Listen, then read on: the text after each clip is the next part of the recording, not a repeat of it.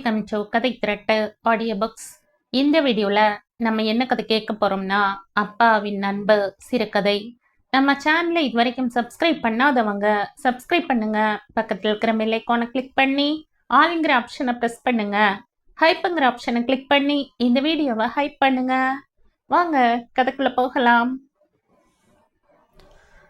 கூடத்தில் பாய் விரித்து குழந்தையுடன் படுத்திருந்தேன்.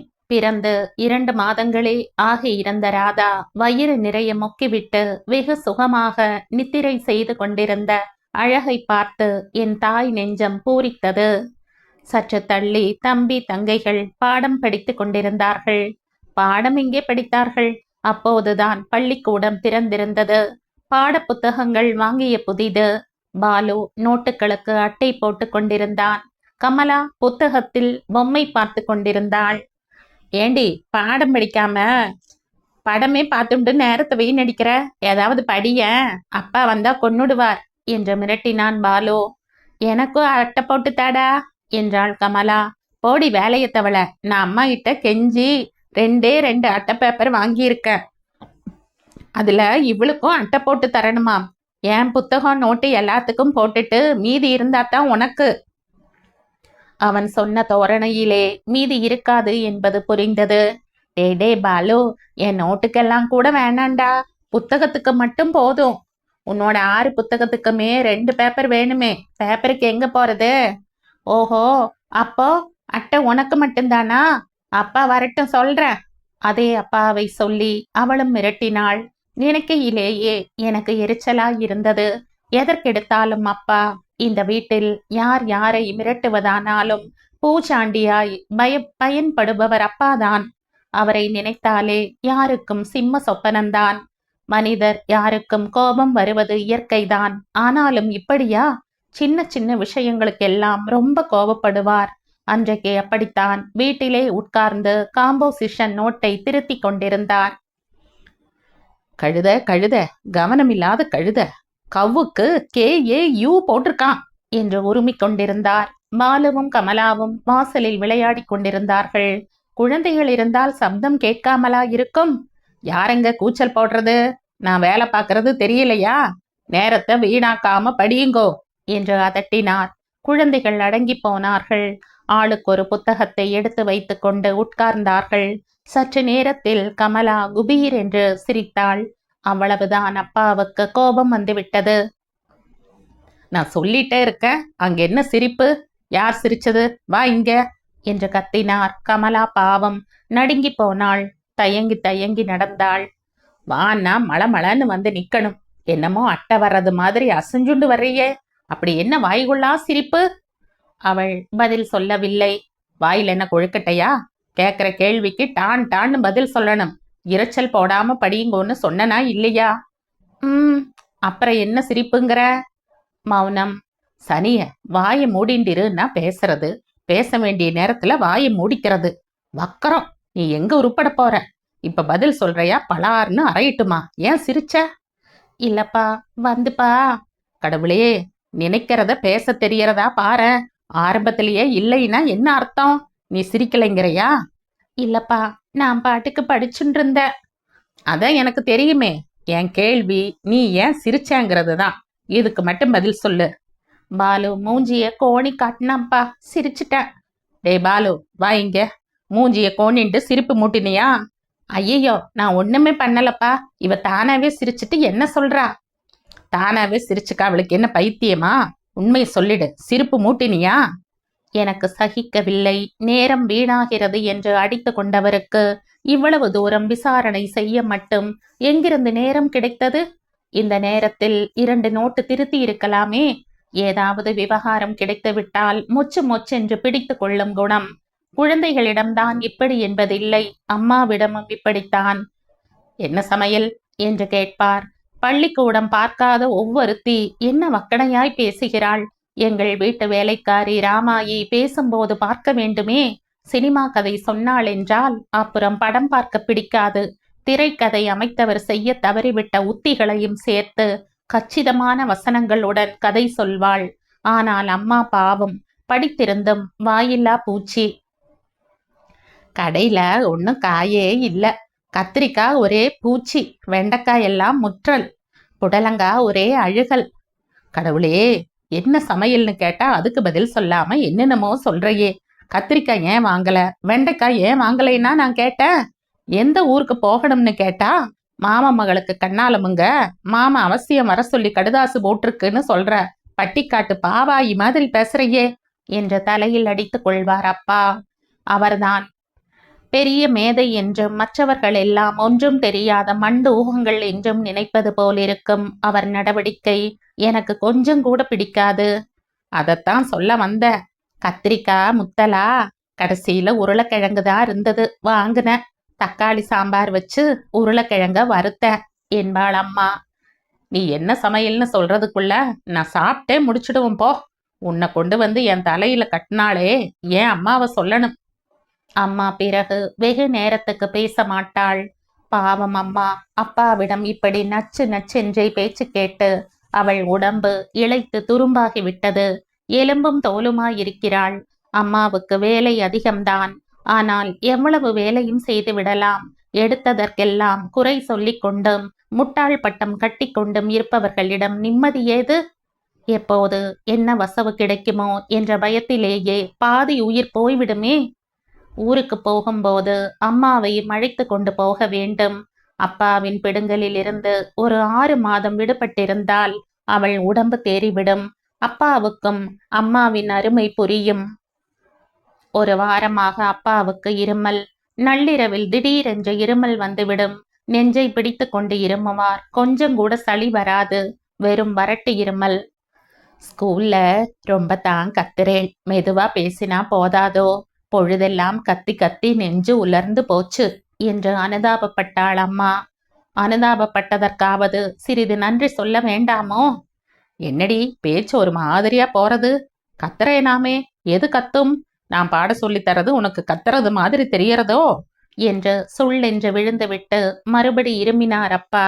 எனக்கே எரிச்சலாக இருந்தது. இந்த அப்பா எப்போதுமே இப்படித்தான். மற்றவர்களுக்கு நன்றி சொல்லக்கூட மனம் வராது. நன்றி சொல்லும்படி அவர்கள் என்ன பிரமாதமாக செய்து விட்டார்கள் என்ற கர்வமான நினைப்பு. நமக்கு தூக்கம் கெட்டாலும் சரி, நன்றாக இருமட்டும் என்று விட்டுவிட வேண்டியதுதானே. இந்த அம்மாவுக்கு ஏன் வீண் பொல்லாப்பு? மறுநாளில் இருந்து அவருக்கு இரவில் பால் காய்ச்சி கொடுக்க தொடங்கிவிட்டாள். அன்றிரவு குழந்தைகள் தூங்கிவிட்டார்கள். நான் காற்றாட வாசலில் உட்கார்ந்திருந்தேன். அப்பா ஈசி சேரில் சாய்ந்திருந்தார். அம்மா பால் காய்ச்சி கொண்டு வந்து கொடுத்தாள். வாங்கி ஒரு வாய் குடித்தவர் அவளை முறைத்து பார்த்தார். என்னங்க என்று பதறி போய் கேட்டாள் அம்மா. பாலை மோந்து பார். அம்மா மோந்து பார்த்தாள். எப்படி இருக்கு? நல்லா தானே இருக்கு. அவ்வளவுதான். அவருக்கு பொத்து கொண்டு வந்து விட்டது. நல்லாத்தான் இருக்கா? புகநாத்து அடிக்கலையா? அம்மா மறுபடியும் மோந்து பார்த்தாள். எனக்கு தெரியலையே. தெரியாதடி, உனக்கு தெரியாது. நான் தானே குடிக்க போறேன்.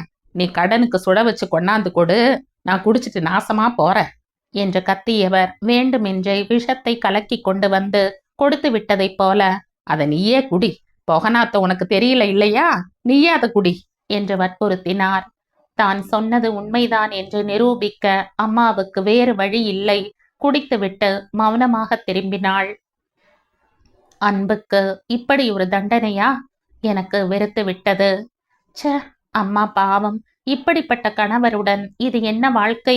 சக்குபாய் கதையிலே வரும் மாமியும் நல்ல தங்காள் கதையிலே வரும் நாத்தியும் பரவாயில்லை என்னும்படி ஒரு கணவர்.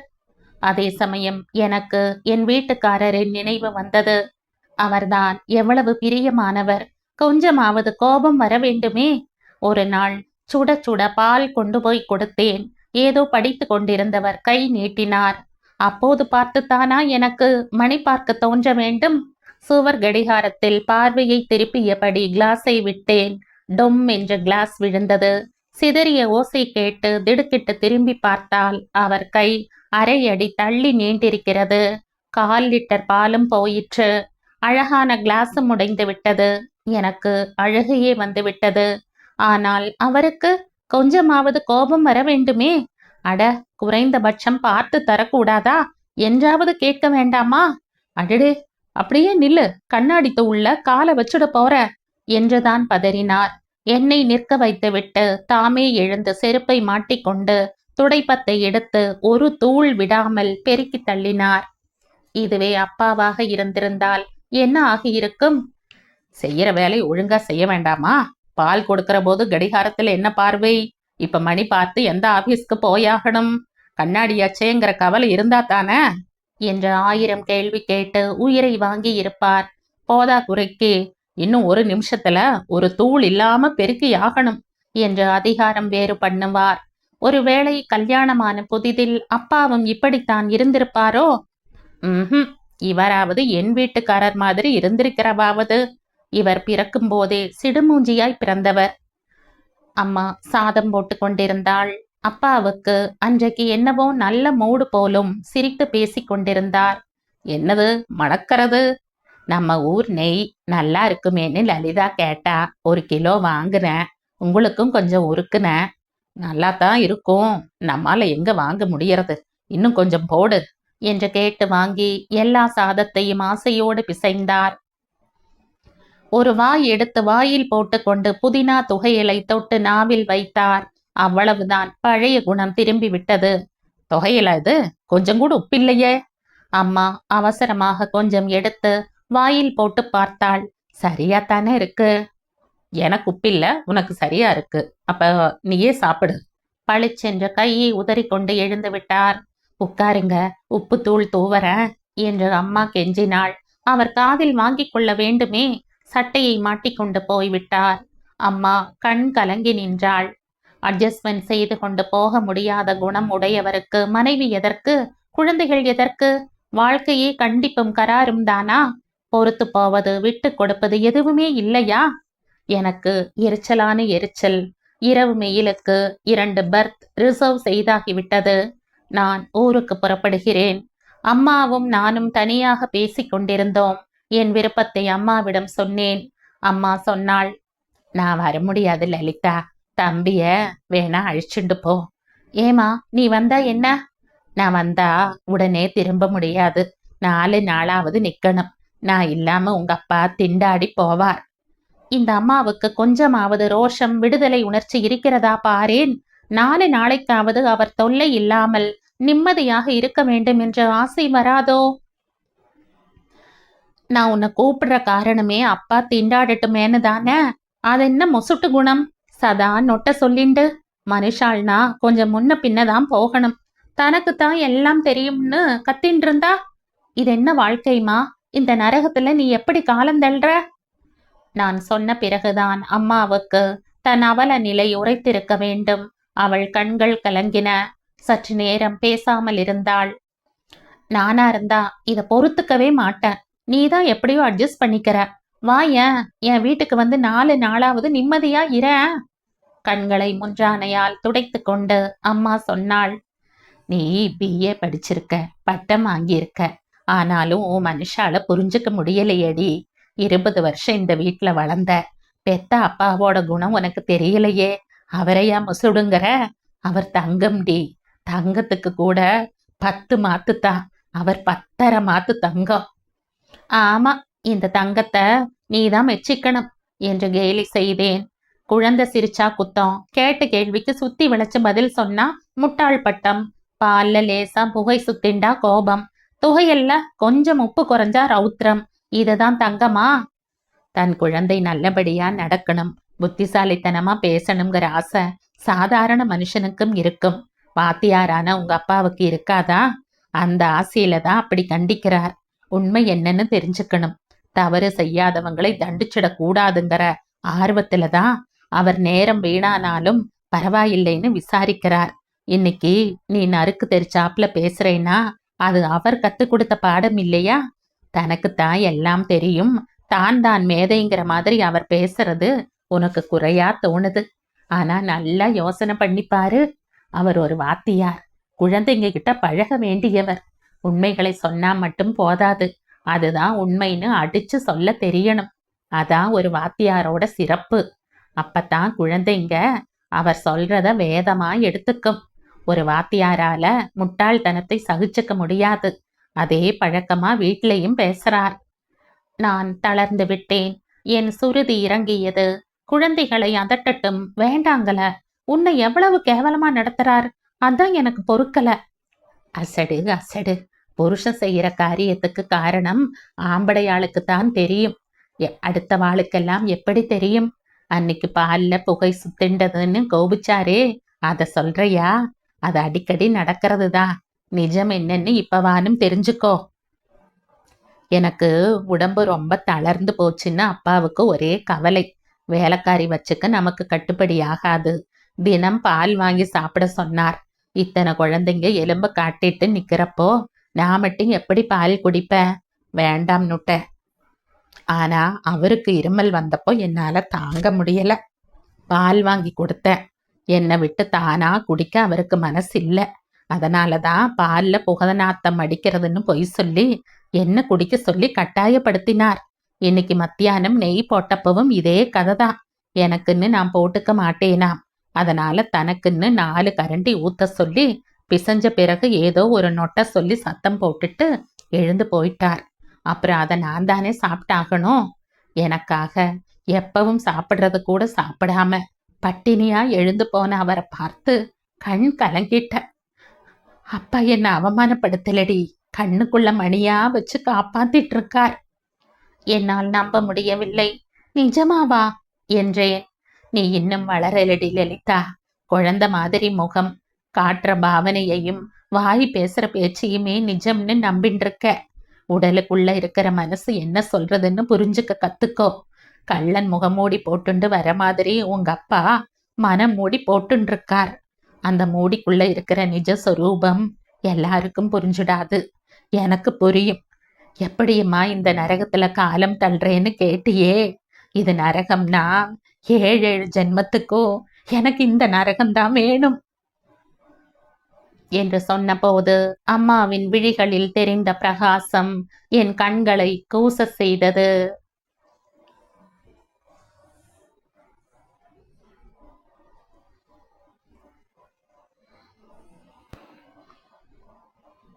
இதோடு இந்த கதை முடியுது. இந்த கதை உங்களுக்கு பிடிச்சிருந்தா லைக் பண்ணுங்க, ஷேர் பண்ணுங்க, சப்ஸ்கிரைப் பண்ணுங்க.